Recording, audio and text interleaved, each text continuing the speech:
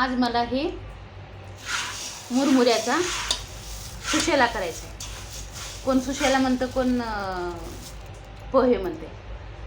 आता ह्याला हे मी नीट करून सगळं खडे बिडे असतात ते नीट करून घेतले. आता ह्याला भिजवायचं कसं, पहिले हे मुरमुरे टाकायचे, मग थोडंसं वरून पाणी घ्यायचं, असं भिजू द्यायचं. पाण्यात जास्त भिजवलं ना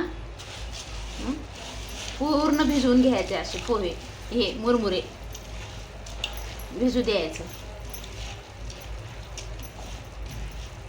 कोरडे नाही ठेवायला पाहिजे. झालं. आता हे पूर्ण भिजून असं मऊ झाल्यात. ह्याला असं पिळून काढायचं पटपट. पाणी नाही ठेवायचं. असं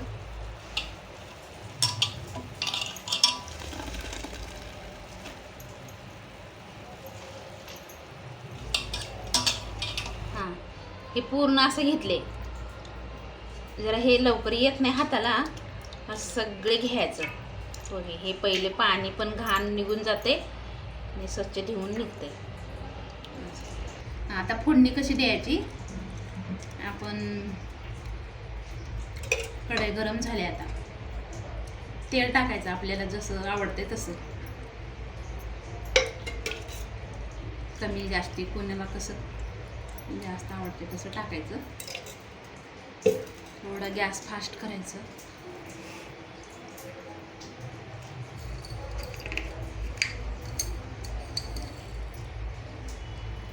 जरा तेल गरम झालं ना,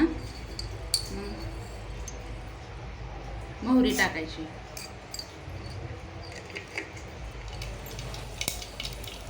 आता मोहरी तडतडली मग जिरे टाकायचे. डोळ्यात उडते. जिरे टाकायचे. जरा कांदा जास्त टाकायचा.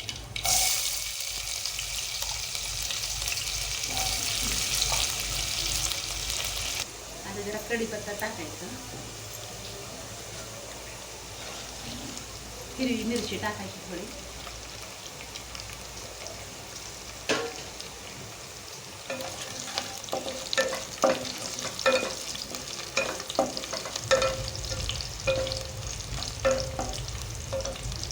तेलातच जरा शेंगदाणे टाकायचे.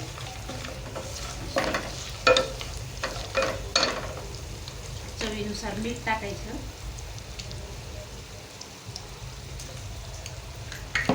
थोडीशी हळद टाकायचं.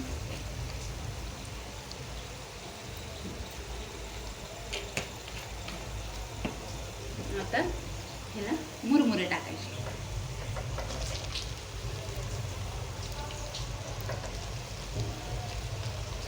थोडीशी लाल तिखट टाकायची म्हणजे जरा चव चांगली येईल. एकदम गॅस कमी करायचा, फास्ट करायचंच नाही गॅस.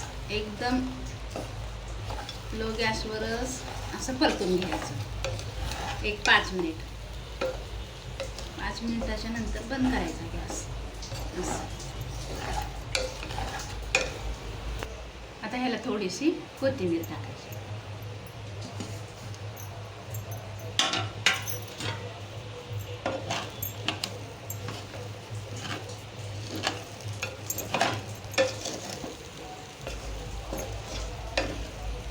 झाला मुरमुऱ्याचा सुशेला.